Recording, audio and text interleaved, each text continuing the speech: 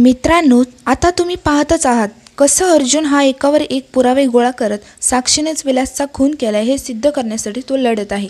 तर मित्रांनो, ठरलं तर मग आजच्या भागामध्ये आपल्याला पुढील भागात दाखवण्यात येते की आता पत्रकार हे कोर्टाबाहेर थांबलेले असतात आणि संपूर्ण महाराष्ट्रात गाजत असलेल्या वात्सल्य आश्रम केसचं आज शेवटचं हिअरिंग आहे। तर आज मधुकर पाटलांना शिक्षा होईल का? आणि पाटील निर्दोष असेल तर खरा खुनी सापडणार का? तर दुसरीकडे अगदी गच्च कोर्ट भरलेलं असतं। अर्जुनच्या घरातील सगळेजण हे शेवटची हिअरिंग असल्यामुळे कोर्टात आलेले असतात। साक्षी शांतपणे अर्जुनला सांगते की ते फोनचं लोकेशन आश्रमात सापडते, मला माहीत नाही का? मग अर्जुन म्हणतो की 13 जानेवारीच्या रात्री जेव्हा आश्रमात कोणीही नव्हतं तेव्हा तुम्ही तिथे का गेला होता?